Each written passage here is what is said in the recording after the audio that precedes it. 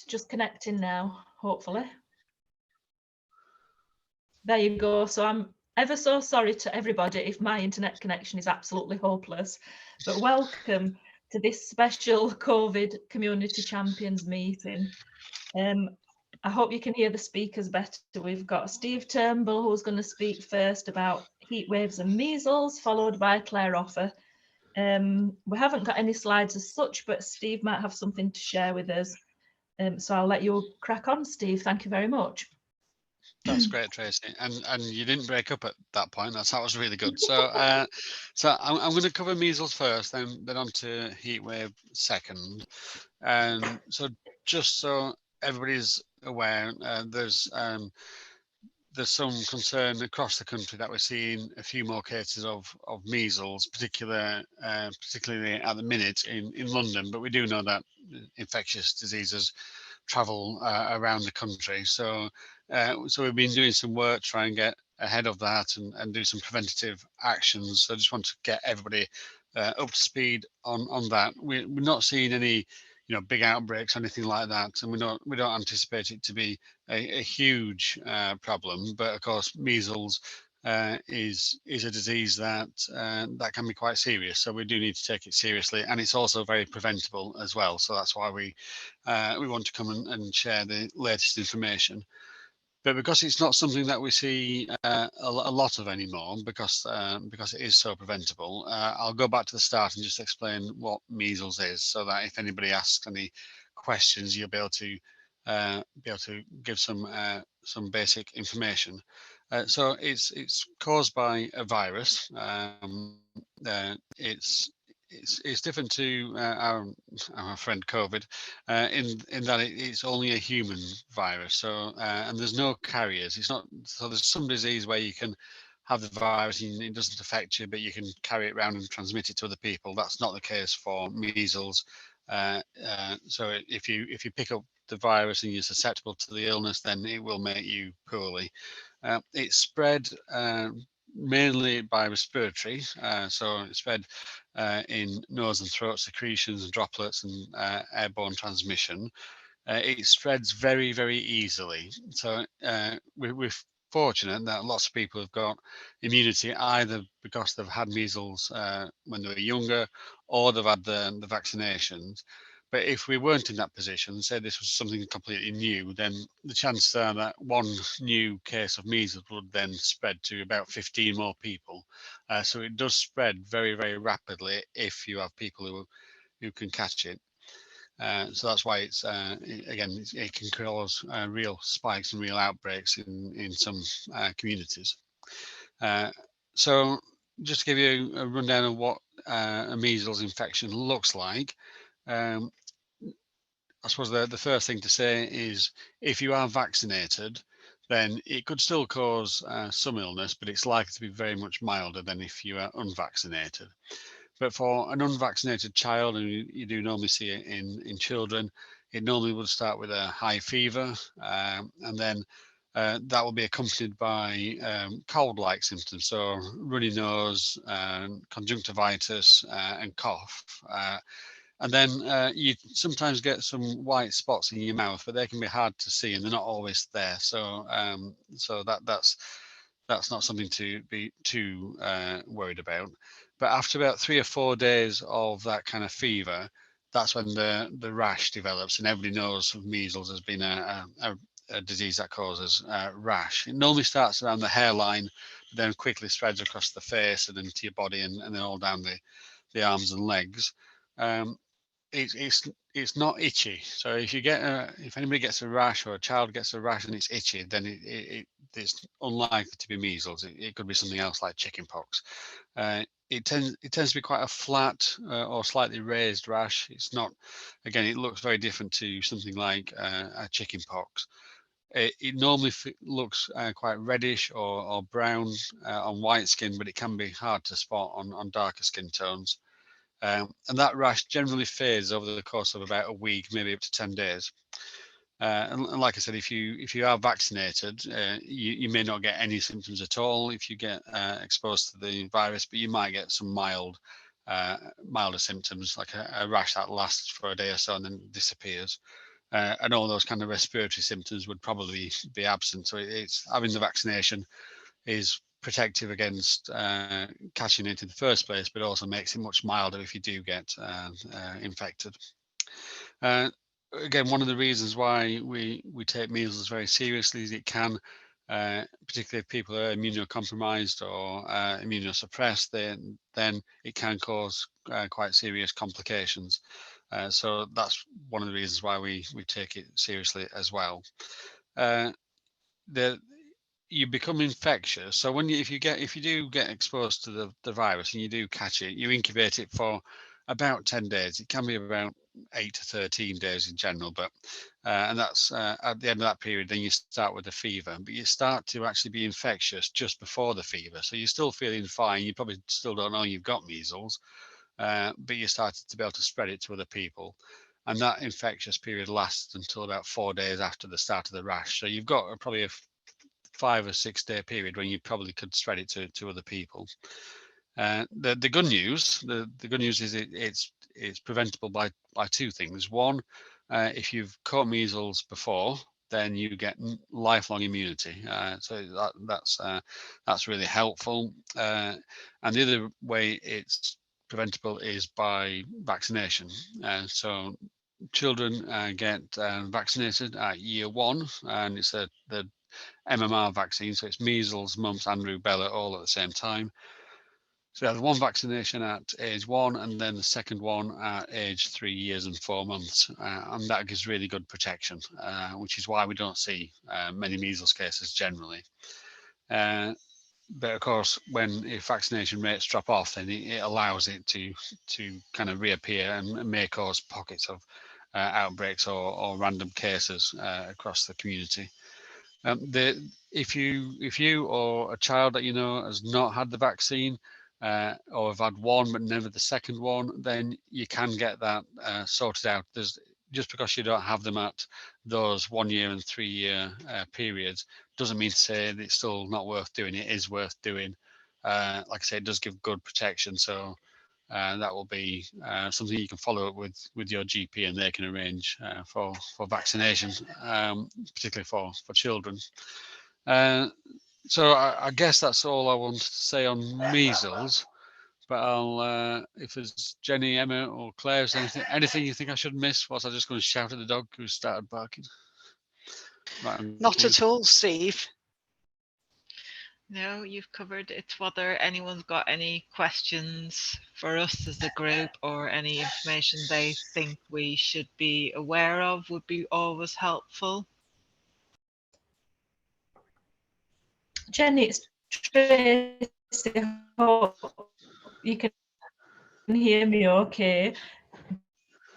But it might be useful for us to just have a quick paragraph summary. If I can listen back to my video, I will do it myself, but something that we can send it out to the champions after the meeting. Is that something we could arrange? We can do that. Yeah, that's not a problem, Tracy. Fabulous, okay. Thank you. So if there's nothing else on measles, no question on measles, I'll turn to heatwave. So want to escape anybody that it's been quite warm already this summer. We're about a year, well, nearly a year ago, we had the really extreme temperatures in end of July 2022. And very sadly, we know that heat waves can be quite serious, and we now can tell across the country and indeed locally that there was that extreme weather, that extreme heat did cause a spike in deaths, which is really sad, because again, you think it's the kind of thing that we should be able to prevent, and we're very used to dealing with cold weather, and we know that there's excess mortality in cold weather periods, but we're now starting to see that as another public health issue is heat waves and heat, and how do we respond to that, which can be really challenging. So we're going to be doing a summer campaign from the council called Ready Set Summer. I'll just share my screen. So these are some of the kind of resources that you may start to see.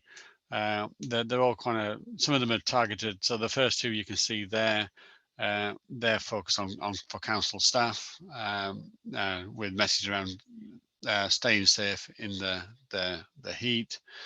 And if I scroll down, then you've got ones that will be for general public consumption. So these are ones that will go out on social media, just giving links to the council website, where there'll be more information on how to stay well and cool in the heat.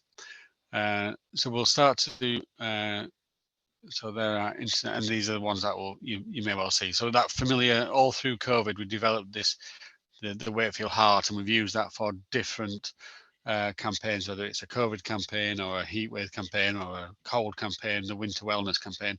We've used that same kind of heart all the way through. So hopefully that's a brand that people can now recognise. And then you can see some of them will have more details about some of the things you can do to stay safe. And while some of them will be very much targeted at staying for safe and cool in a heat wave, some of them will be more generic messages about summer, like using good sunscreen. So there's all of those, all look very similar. So consistent messaging, and ones for children as well. So if you click on that link, you do get more information on how to stay cool in the heat. Now, how do I stop sharing? Stop sharing. There we go. So, and I guess what we know and what would be interested to hear back is people's experience of coping in the heat. Our homes, our houses have been insulated to cope with cold, and now we have houses that feel very, very hot in the heat, and there's ways to help cool them down.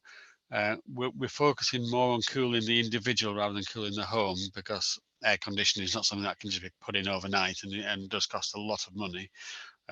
So we're focusing on tips to help cool a person, particularly if they're vulnerable. Go back to last year, the national campaign talked about vulnerable people as being over 75 generally. That's been now being reduced to over 65s are vulnerable to heat. And it's because of that age you start to lose the ability to lose heat naturally. Your sweating mechanisms don't work as well. So that's why it's really important to try and cool people down properly. Make sure they're hydrated. Being hydrated is really important. So that's again a key message. So just wanted to put it out there that whilst we've got hot weather at the minute, we're not yet at any of the extreme temperatures we saw last year, but wanted you to see the kind of resources and messages that we're putting out there, and any if anybody can forward those messages or emphasize them in any platforms, that'd be really helpful. We were worried last year that people didn't take the extreme heat seriously.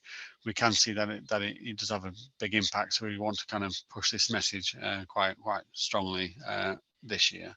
But cross fingers we don't get any of the 40 plus temperatures that we did last year, but still those generic messages are quite sensible around staying safe in summer and in the heat. So I'm again open to colleagues to add and correct anything I've said, and any questions from any of the champions.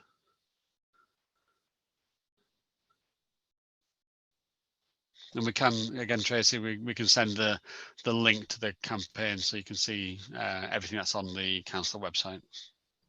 Yeah, that's fabulous. Thank you. I can't see anything in the chat, but people do know that they're welcome to send comments and questions at any time to our email address, which is ccc@wakefield.gov.uk.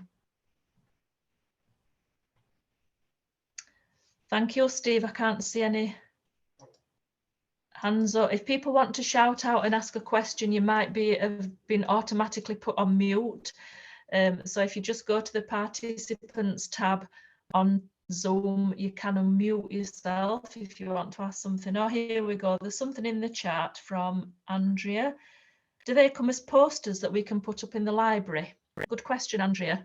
That's the Ready, Set, Summer Ready, set, summer. Yeah.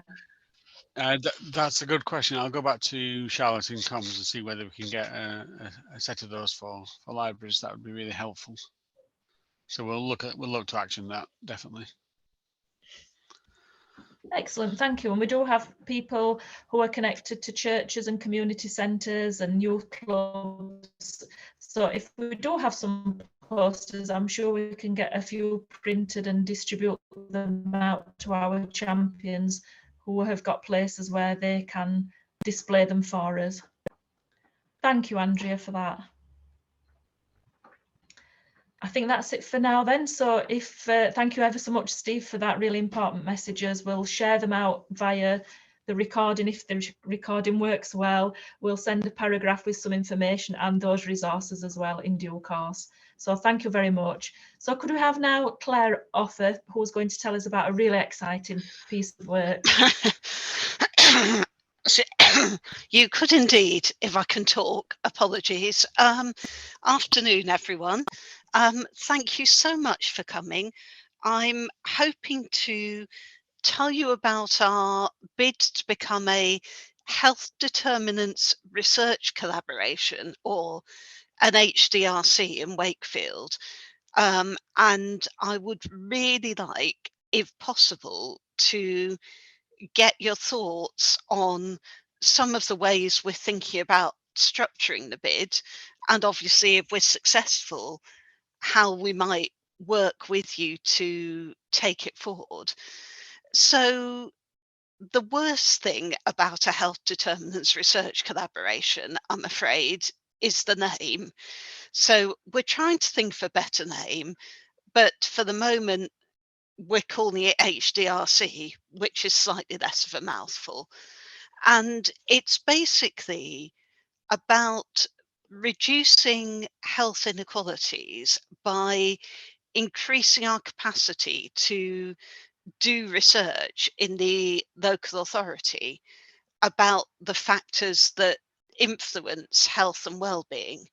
So the story of this funding actually starts with Chris Whitty pre-pandemic, I think about 2018. Chris Whitty apparently had a bus ride around Doncaster. I'm not sure why Doncaster, but anyway, on this bus around Doncaster, he really began to twig that lots and lots and lots of factors that affect health and well-being are under the control of local authorities, and that if we want to reduce health inequalities, we've got to be making really effective decisions in local authorities about services and policies based on the best evidence we've got. The trouble is that what we historically haven't had in local authorities is any capacity to generate that evidence. The analogy I use is, if you think about going to hospital or to any other part of the NHS to be treated, the NHS will do the absolute best it can for you to treat you at that moment based on what it knows. But in the back, there's this massive engine room of clinical trials, of new technologies, of pieces of research. There's all sorts of stuff going on to create a pipeline of new knowledge that says, actually, how are we going to treat you even better if you come to us with the same thing in 10 years' time?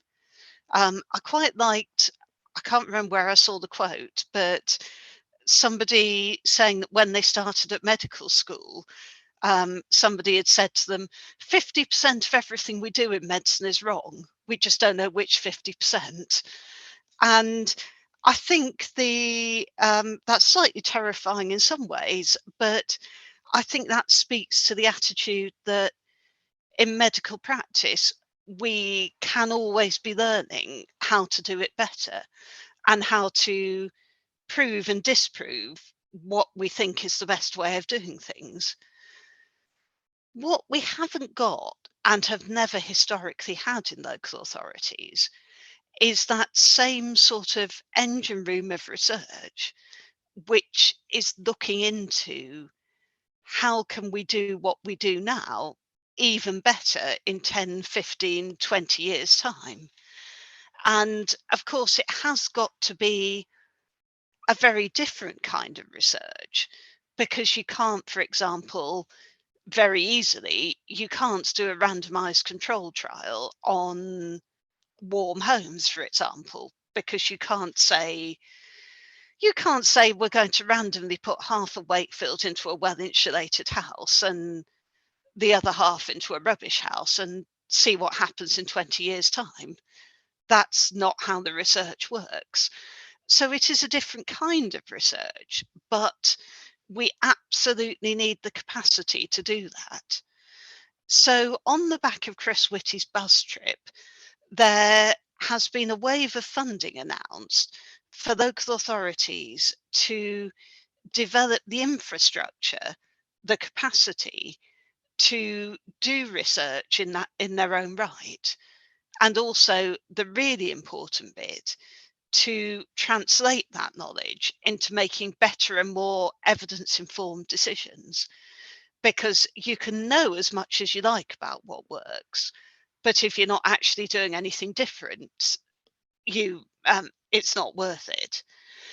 So there's already been one wave of this funding.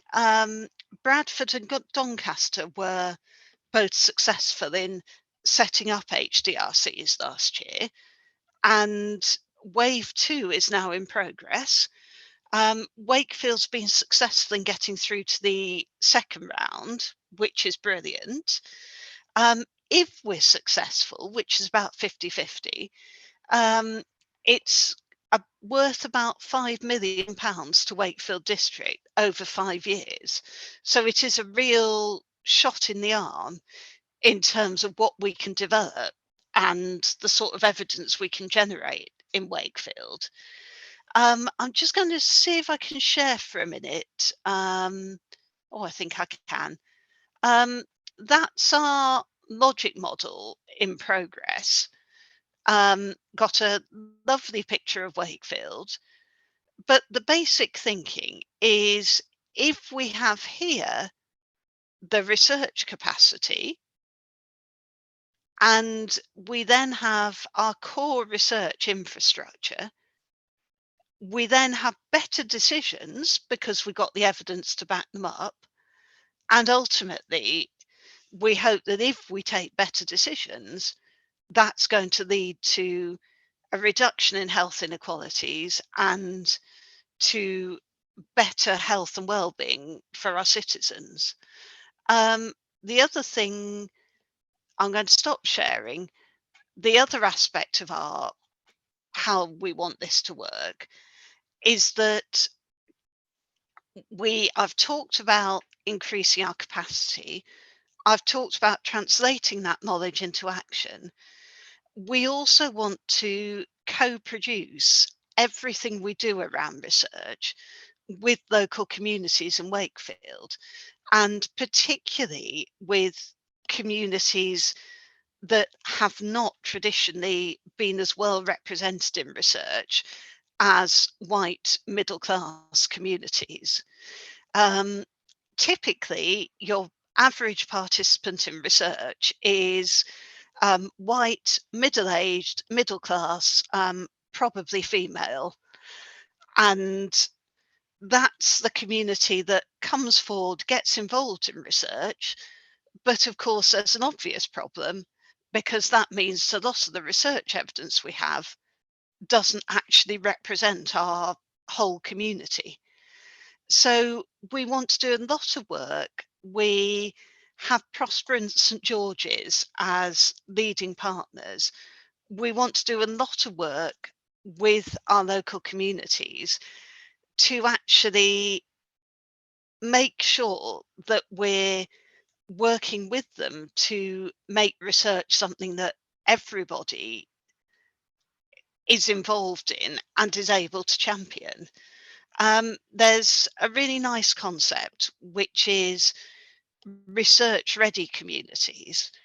So that's the concept that rather than doing what we tend to do, which is parachute into a community that may not have much experience with research and may indeed historically have a really bad experience with research, because we know that research has not always been as ethical as we'd like to think it would now be. So there may be some really good reasons why people in minority communities or health inclusion groups have not got the best feelings about research. So what we don't want to do is just parachute into some of our communities and say, hey, we've got a research study, would you like to sign up? What we would like to do is initiate conversations, ongoing conversations about what research is all about, why it would benefit people in all our communities, all our populations, and actually get to the point where when there's an actual opportunity to recruit to studies, it's not just us, some research person parachuting in, it's actually a familiar idea. So we're very much thinking about research ready communities. What I would really love to hear is any thoughts, any questions. The bid is due in on the 26th of July, and I'm probably at the stage where I can't see the wood from the trees when it comes to actually explaining coherently what it's all about. So please feel free to say, actually, I didn't understand a word of that. Could you explain a bit more? If you did understand a word of it and you've got comments or questions, that would be absolutely brilliant. I mean, any thoughts about what would work, what wouldn't work, whether what I've outlined sounds like a good idea for Wakefield, anything at all would be enormously welcome. So I'll shut up and hope I've been coherent enough that somebody might have some feedback. It's not looking good though. Oh, Kerry, you're going to save me. I'm not really, Claire. And I'm not sure if I gathered all the details from what you said. So if you did say something and I've not kind of processed it, please forgive me. But will it include a flexibility of budget and resources to help some of those communities overcome the barriers to getting involved in research? For example, travel, childcare, not expecting everyone to come to a sensible place, planning things not in school holidays or absolutely in school holidays, all of those other things that we know are barriers for lots of engagement activities. So is that kind of part of it, or is it more of a purist researchy kind of a thing? No, I think it absolutely should do. All those barriers that you're talking about for people to take part in research, I think absolutely 100% we're thinking about flexibility of budget to support those. We are going to have a community researchers program which will support and train people to become community researchers. That will have a fund for recompensing people for their time in attending. But we're also going to have a thing which is officially called a Community Action Research Fund.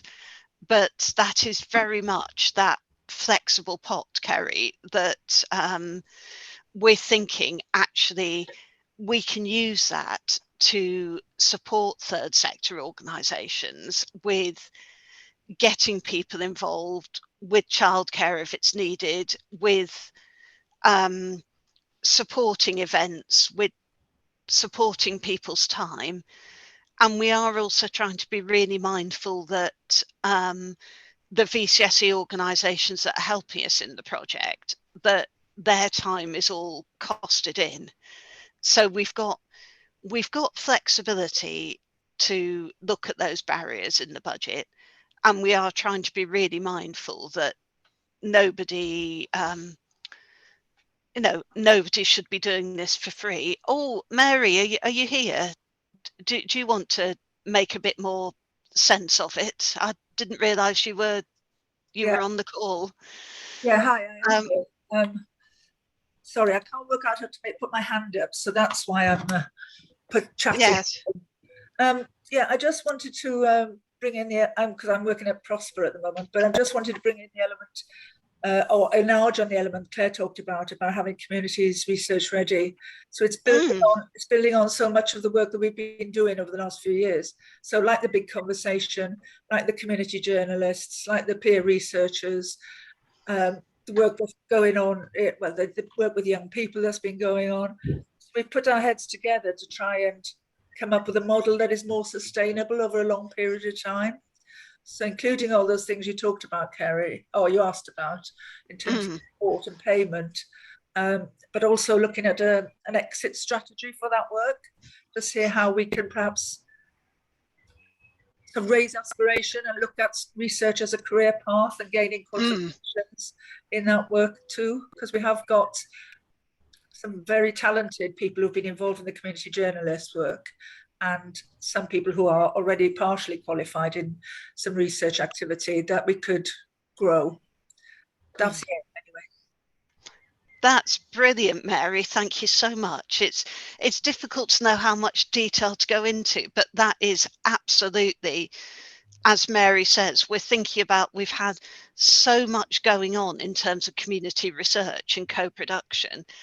And actually, if we had that investment, how could we use that investment to, as Mary says, put together a sustainable model, and then maybe at the end of 5 years we will have a really solid model that we can take forward, and perhaps a third sector organisation might be able to deliver independently.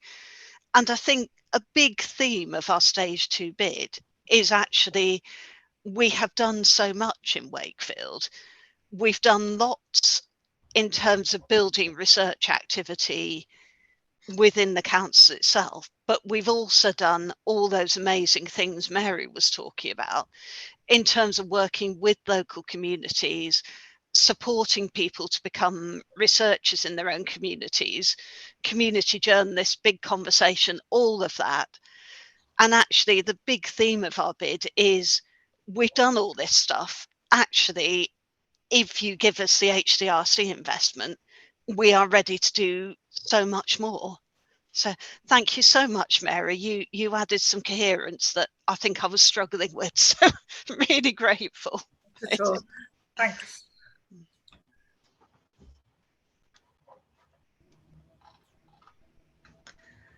Thank you. I can't see any more hands up, and I know it's quite difficult on Zoom. And as I've mentioned before, you can go into the participants tab at the bottom of your screen and unmute yourself if you want to shout out and ask a question. That's fine. I have popped my email address in the chat. So if anyone would like to send some further feedback, or indeed if you'd like to get in touch and just ask for a further explanation of the bits that were, the bits that were less coherent, that you'd like to understand better, please feel free.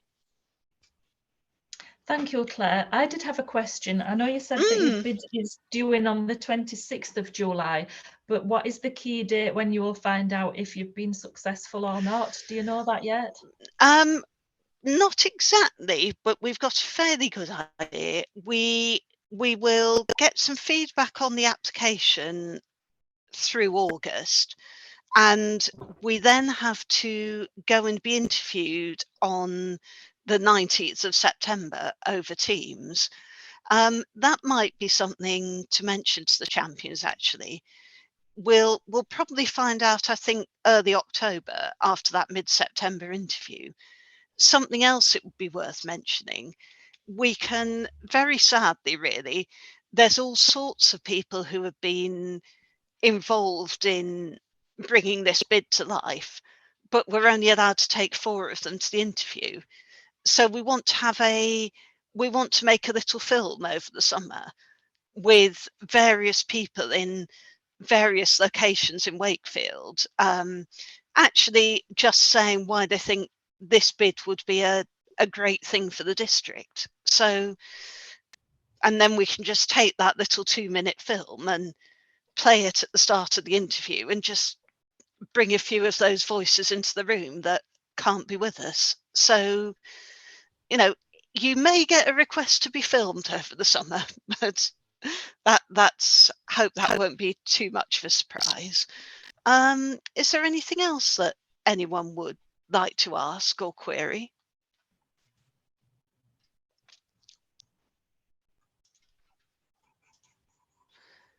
Okay. Shall we leave it that people can contact me by email if they want to talk a bit further, Tracy? Yep, that's totally fine, Claire. Or if people want to COVID champions emails as well, as an alternative, that is ccc@wakefield.gov.uk. Yeah. If I can put my on now, I've had my camera, my internet's been really patchy, so sorry about that. But thank you, everyone. Thank you so much to everyone for attending and hopefully sharing the information when we send it out. Thank you, Steve, for your bit about measles as well and heat waves. What we've said we'd do is we'd do a little paragraph about each subject so that we can send it out to the champions that weren't here in case the recording is great, because I'm on my computer, I think. I can't see anything else in the comments. I can't see any hands up. So I think we'll leave it at that and just thank everybody for their involvement, and we will send some further information out. So thank you very much. Thank you. Thank you. Cheers, thank you. Bye-bye. Bye. Bye.